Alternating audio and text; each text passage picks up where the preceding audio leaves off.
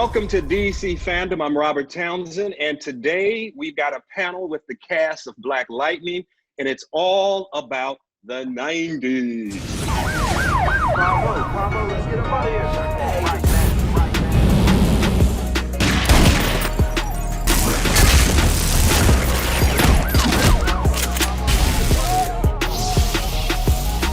Last night I saw a superhero, he was black. He said, this is for the streets, Black Lightning's back. Let's meet the cast that's joining us today. He plays Gamby, and all I got to say about this guy is that he is a method actor. I mean, he sold suits to get this part. So please welcome none other, Mr. James Remar. How you doing today, James? How you feeling, man? How you feeling? Hey, feeling good. Now, this gentleman plays Painkiller. He's serious about his acting, but he's also serious about fitness and exercising. This guy does 50,000 push-ups a day. Please welcome Jordan Calloway. I love your look, man. What are you sporting today? What you sporting? Man, you know, we got the overalls and everything, got the good old bow hat. Can't forget the dad shades. You know. This next gentleman in the cast, he's the bad guy you love to hate. I mean, because they wrote something in the script about his daddy, so you kind of love him, but you hate him. But he is a bad boy. He plays Tobias Swell. Give it up to Marvin Jones the Third. Marvin, who you repping? In California, for sure. I'm repping South Central, but most importantly, I'm repping the late, great actor and rapper, Tupacalypse now, Shakur. Whoa. This next cast member, she plays Dr. Lynn Stewart. And her real superpower is that she can do 9 pages of dialogue and not miss a beat. Did you get that? Christine Adams, what you doing, girl? Thank you, Mr. Townsend. Thank you. The next cast member, she plays Jennifer. She is the baby of the bunch. She started acting when she was 1 year old, doing Shakespeare in the Park. Please welcome China Anne McClain. Yay! What's good? Tell me about your top. I love your top. What is that top? It's a great clothing line called My Sister's Closet. Look at that. Hello. All right. Our next cast member, she plays Thunder and she plays Blackbird. She goes far with this character. She robbed a few drug dealers to get into the mind of Blackbird. So please welcome Nafessa Williams. Hey y'all, what's going on, Robert? Woo! Girl, how you doing? I'm doing okay. I can't complain. I like your look.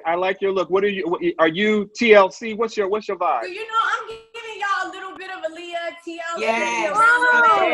Bamboo earrings, long nails. Our last cast member plays the title character, Black Lightning. What can I say about this man? He is so committed to fighting crime. He sleeps in his Black Lightning costume. Williams, how you doing, baby boy? How you doing, man? I'm chafed because I'm sleeping in that costume. You guys ready to play this game? It's 90s. yeah. It's everything 90s. Are y'all ready? 90s. Ready. Did your homework. You ready? Okay, first question, because we're going to go through many questions. This is the first question, ladies and gentlemen. Okay. In 1991, what was Halle Berry's first movie in 1991? Oh, I think I know. Oh, okay. This is It's Boomerang? no. And No, Jungle Fever. Well, you can't answer twice. You got it wrong. Boomerang. Do you know? all right. Here's the next question. In what U.S. city in 1996 were the Olympic Games played? Is that Atlanta? Oh, yes. For real? The next question. Now this is for anybody. Who was the first woman to win the MVP for the WNBA? Oh, Lisa Leslie? Lisa Leslie? What did Cynthia Cooper? Yes. Cynthia Cooper. I know my female basketball players. Okay, Jordan. Okay. Okay, I'm gonna throw this one to the youngsters of the bunch because this is gonna be a hard one. Okay. Where was Will Smith's Fresh Prince character originally from? Philadelphia. What is Calabasas? Philly. I'm just joking.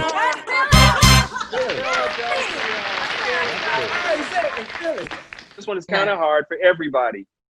In the 90s, what was the highest grossing movie? I'm gonna give you clues. I don't. Is it? Come on, say. Is it the Titanic? Yeah. I was gonna say Titanic.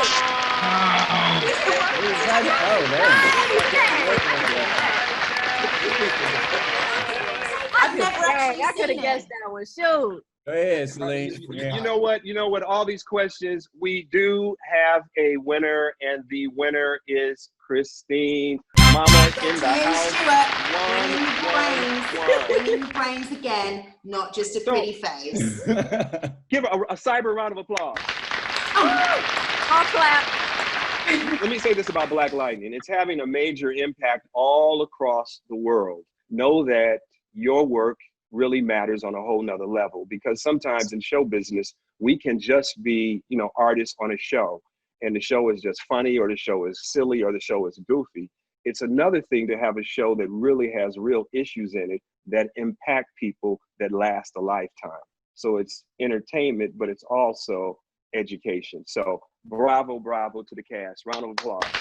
Thank you.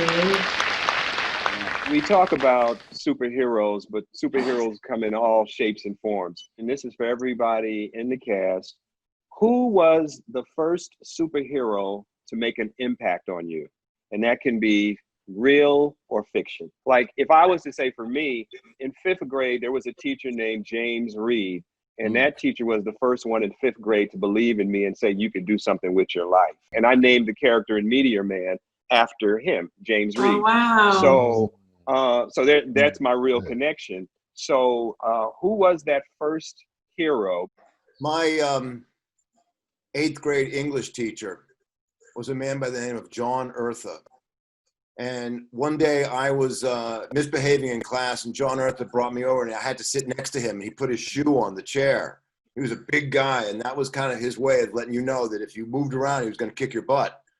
Public school, he never touched anybody. He was just a very intimidating presence. Mm-hmm. And he asked the class, who knows who Prometheus was? And nobody knew who Prometheus was, but I had a love of Greek mythology when I was a kid, and I raised my hand, and he looked down and he said, all right, let me know. And I told him that Prometheus brought fire to humanity. He was the god of foresight. He was very impressed with me, that answer. And so he let me out of the dungeon, and he invited me to his summer camp where I learned about being an actor. And John Eartha was the only Black teacher in my hometown. And he was my mentor, and he's the reason I became an actor. Wow. Beautiful. Beautiful. Nice. Beautiful. Jordan, I'm going to go to you. The number one has to go to my mom and pops. And I mean, Robert, you know my dad. I mean, he's your DP back over at Parenthood, and that's where I started. I mean, and that's when I first got into acting. Started off as being an extra.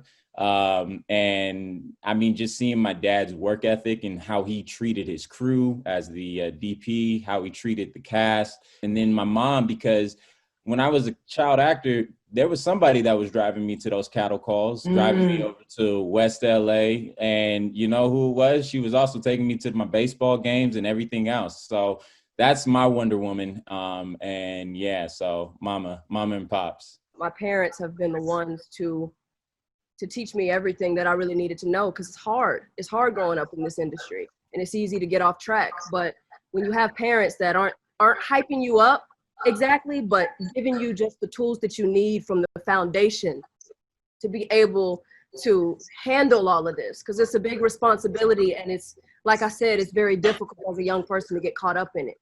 So they're the ones who've always been with me, and I know that they always will, and they've taught me that God is the one that gives me my opportunities. It's not from getting hired and getting this and it's from him. So that's what makes me not afraid to be able to stand up for myself and do those things. So yeah, it's all them. Christine. Yeah, my mum, really. single mum, teenage mum in a country, didn't speak the language. I honestly, now I'm a parent, I don't even understand how she did that on her own. And she always told me that I could do anything. She never, ever, ever crushed my dream. She drove me to my theatre club. There was no doubt in her mind that I could be whatever I want. And I think that's such a powerful message for a child. So definitely mum, but I also do want to give a shout out to Diane Carroll. When I saw her on Dynasty at the age of 10 or 12, let's say, I had never seen someone so poised, elegant, regal, intelligent, fierce. I'd never seen that before. I'd never seen any Black actress like that before in my life. So Diane Carroll and my mum. I love it. I love it. Marvin, I'm going to go to you, Cap. I had a teacher in the 7th grade named Mr. Sherman, and he poured so much positivity into me in regards to my intellect, so much to where he gave me a subject that was World War II and allowed me to study that subject in such depth that he allowed me to teach a course on it in 7th grade and teach my class. I was able to hold the class one day. And it really spoke to who I am today, you know, as an orator, why I ended up rapping, why I ended up getting on stages, why I ended up now being on television. It really gave me that power. And to look beyond the limitations that, you know, the world had set before me. Wow. Nafessa. The first thing that came to my mind was my grandmother, who rest her soul. We were really, really, she wasn't just my grandmother, she was my friend. And that was really, really important for me as a kid. But she taught me to be kind and God-fearing. And that is something that has carried me throughout my life that I appreciate. So my grandmother first, right? And then I think about why I wanted to be on TV. It was Felicia Rashad on The Cosby Show. I was a really little girl, and I was watching this brown woman who looked like me, whose hair was similar to mine, and who was sassy and independent, and she was strong, and she had her own career. That was like the first vision for me on TV, and I wanted to be her. I wanted to, like, I would fantasize that I was on The Cosby Show because of her. Cress, I'm going to go to you, man. I had an acting mentor in college. Actually, the first one, he's always, I consider him my mentor. His name was Tom Blank. He was a kind of a surrogate father, but also a champion for me as an actor. But I always go back to Sidney Poitier because, and I didn't even realize it, you know, when you're a kid, you don't realize it. You're just watching it, and always what came through was power and dignity. Everything he stepped into on the screen is, I'm a human being. And therefore I deserve to be here. Like I breathe like everyone else, so therefore I deserve to be at the table.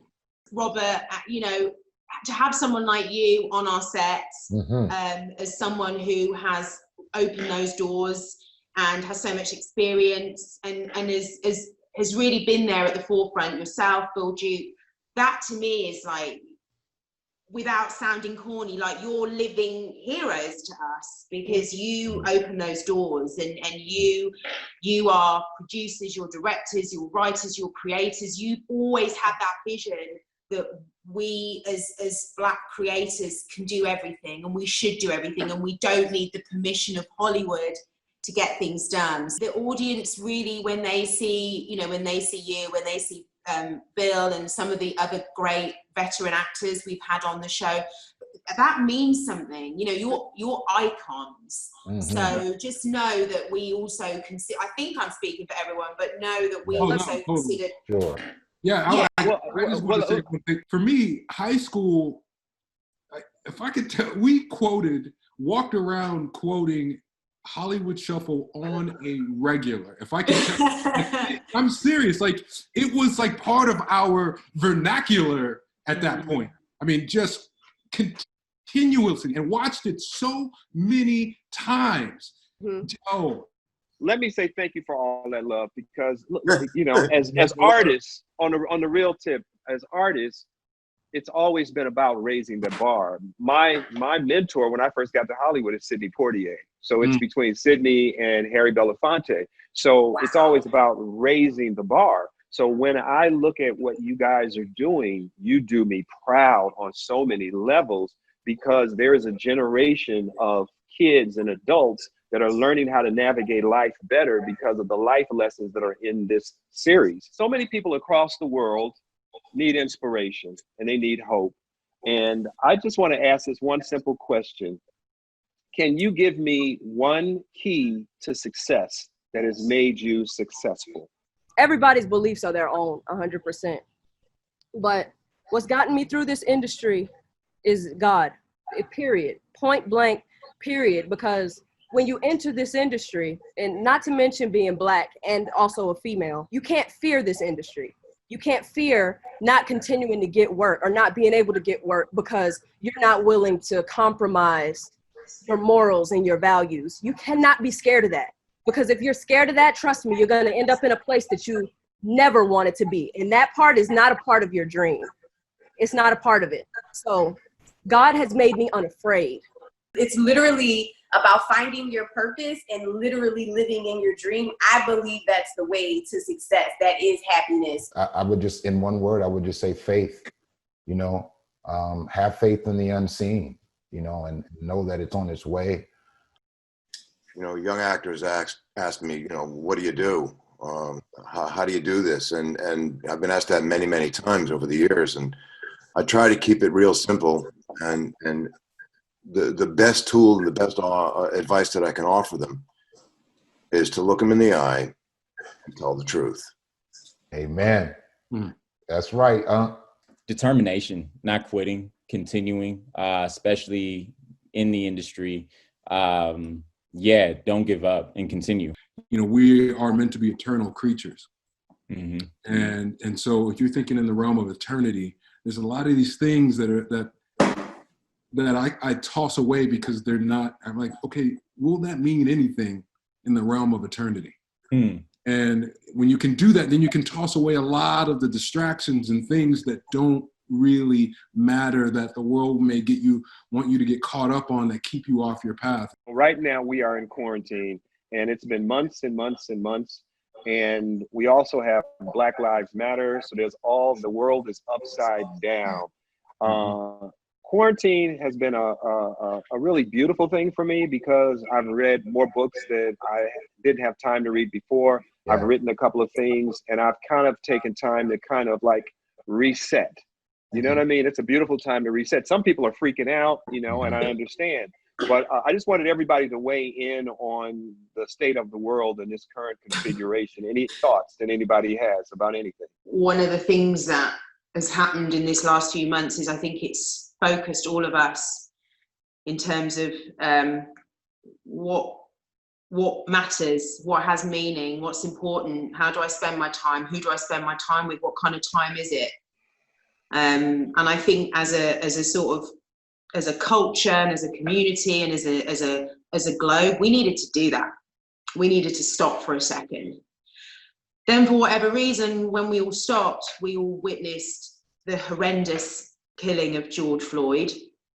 And I think in that moment, there was nowhere else for anywhere to look. We all had to look. We all had to pay attention. So as hard as this moment is for everyone, I know it's hard for everyone. Trust me, I'm the world's most positive person and I'm struggling right now. Despite the sort of poison that we're being exposed to, I believe that human compassion, kindness, we have that above all else. I don't ever think, people that fought, like John Lewis, who we just lost, in his lifetime, I don't think he ever thought he would see as many white people on a civil rights march as Black people.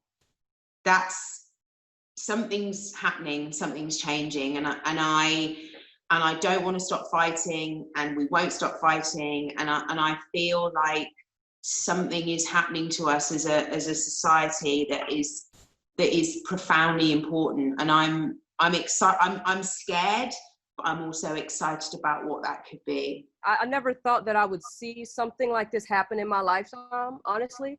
I had to talk to my grandfather because my grandfather marched with Martin Luther King Jr. So the fact that he got to see this kind of again, something like this again, was very shocking for him.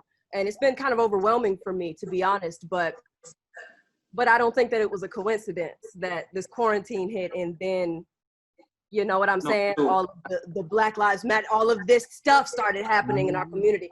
Don't think that it's a coincidence at all. Well, it was interesting when the quarantine first started going down, and you know, a week felt like a month. I mean, it was like, I mean, time was like, it was brutal. It was brutal.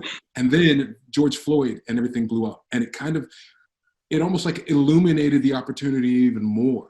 I'm encouraged, but I don't want the work to stop. Like I feel like in the past, I feel like we're here because we did a certain amount of work and then stopped.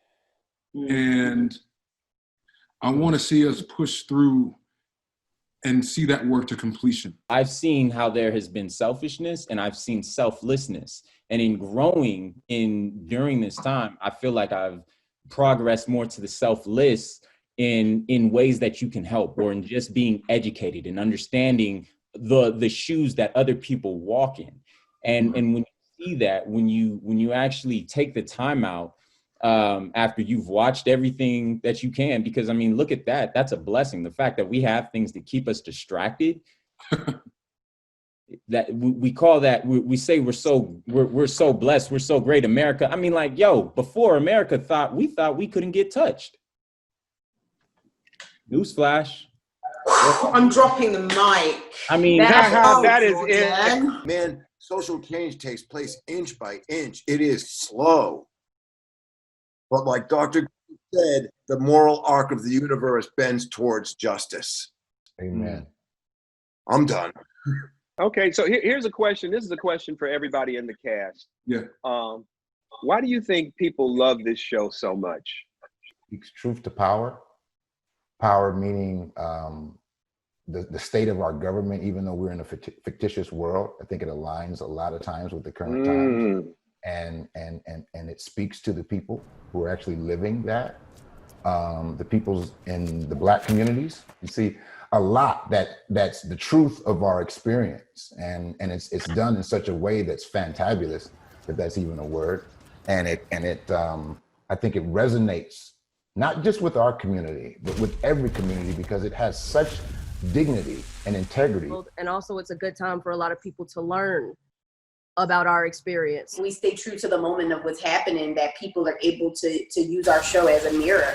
Yeah. And like China said, learn from that. This show, out of the superhero shows, it feels real. We provide that hope, not just through superheroes saving the day, but also making difficult choices that are morally correct choices. Let's talk about next season. Let's have a discussion about next season. And this is for everybody. Where would you want to see your characters go? Like, is there something in particular? I mean, you guys have tackled a lot of themes and a lot of subject matter. Is there anything that, you know, you would go like, man, I want Celine to think about this. I want to think about that. Is there anything you would think about for your character? I would really like to not be drunk or on drugs or with my hand down a toilet or slapping my husband or fighting with my husband, or, you know, crawling along the floor. But, you know, can I say something to you? You are absolutely brilliant when you go into that other zone and you get twisted, because, you know, when I was on set, you broke my heart in that bedroom. When you and y'all were going at each other, I thought y'all were fighting for real. And you were like, no, I'm on the green stuff right now. And you went into that zone. So it's amazing to watch you as an actress, but you know, I think you're showing your range on a whole nother Thank frequency. You so much. No, I feel I'm so lucky that I get this great material to play. I have no complaints as an actor. Jordan, Talk Yes, to sir, me. yes, You've been alive. You've been dead. You got powers. Hey, you know, I mean, You know, I've been- where would you like to go, man? Where would you like I to think go? the change and the growth that I would love to see for Khalil is more so the psychological recovering, the mental state that he would have to go through, what that journey looks like. James, I'm going to go to you. Gamby, what would you like to see Gamby? Where do you want him to go? He's an interesting guy to me because he's like this genius of genius. I mean, is there another layer that you would want the world to see in Gamby? I'd like to see Gamby be revealed as having a meta power of his own that is here to unknown. Wow. I'd like to see Gamby maybe have a girlfriend. I would love to see that too. I love all the different reactions. Gamby had a kid that he reunites with, having not seen him for 25 years or something. Nafessa, what do you think? Where do you want to go with your character? I mean, because you got dual personalities already. So what are you thinking?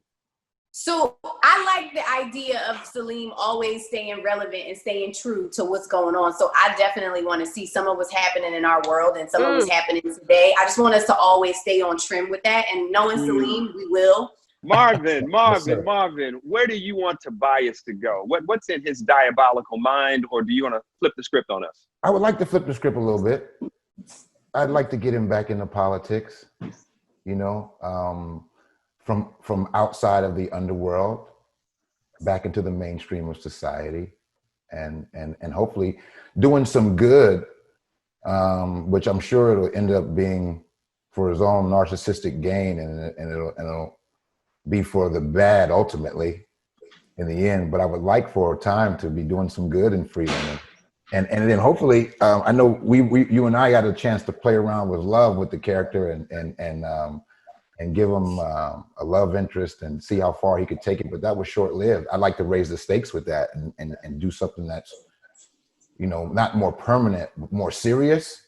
And we can see the backstory of it develop. But I want Marvin to have it all, or Tobias to have it all, so that when Khalil comes to take it away. Oh my God. It's going to hurt. Anybody wants to take mine away. I ain't forgot. I just want to put that out there.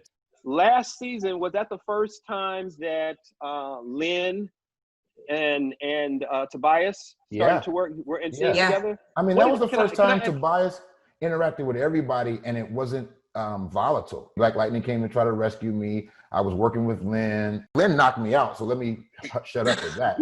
And then I was sent back into my asylum. Cress, I'm gonna go to you. Where do you see Jefferson going? I mean, this man has fought the community, fought everybody, stands righteous, gets a little confused. Where do you think he could go? Well, what I would like, honestly, is to get back to the school. I'd like to get back into the school, get back into mentoring kids. That's probably the thing I'm most proud of is the educational aspect of the show. The audience has a lot of questions for you guys. And, you know, so we want to open this fandom up for them to questions. And so do some of you guys have questions the audience has asked you to read? I have one. Okay. Where's it from? From Mona in Australia, actually. Oh. Is Jennifer going into the other dimensions again for the Crisis on Infinite Earths this season? Oh, Lord. I actually have no idea. We have no idea, just to be completely honest with you, what's in store for the next season. So I really don't know. I don't know if you're going to see the other Jennifers. I'm not sure, but I kind of hope so because it was really fun to be able to play them. I have a question here from Asante in the United States. She asks, will we see Black Lightning interact with other superheroes more often now that everyone's on the same planet? And is there a possibility of Henderson being revived? I would like to. I mean, honestly, as a nerd, seeing the whole table of superheroes, like, I got chills, and it would be cool to be like Justice League out. You know, that would be awesome. So I would love for that to happen. As far as Henderson, you know, I don't know. I was not a fan of him going. So I mean, that still sucks, to be perfectly honest. I got a question though, Robert. I just got one from Lynn in France who asked, will we see more Jen and Khalil in the next season? I don't know. I mean, she kind of left me high and dry on a roof. You have a cot in my place, buddy. I have to answer a question from Fofo in Canada. She's asking if Grace will have her own costume made by Gambi in season 4. Wow. Oh, please. Good one. Wow. Oh my God. That would be fire. That's a good one. It would be an honor and a privilege to create a costume for Grace. If that's what the creatives choose to do on the writing side of it, she sure will. I do have a question from Karina in France, and she wants to know, will we ever see Anissa and Grace get married on the show? Whoa, that would be beautiful. We almost did, didn't we, Cress? We almost did. I messed it up. Yeah, I would like to see that happen, especially for the fans, and we'll see. You know, our love is kind of complicated. I was trying to tie the knot. Didn't happen. So we'll see. I would like to see it and see where that love could go. I got a question from Melissa in Canada. She wants to know if Tobias Well and some more bad guys are going to try to come and take over Freeland. I hope so. You know, I miss Cyanide a lot. I hope I can. I hope I can pay Gambi to give me some kind of serum to bring her back or something. I can make a deal with old Gams. There ain't enough money in the world to bring her back, you know, because she sure was a good partner in crime, buddy. Ladies and gentlemen, this has been a wonderful time with all of you. I want to give a cyber round of applause to the cast of Black Thank Lightning. you. And let me just say this.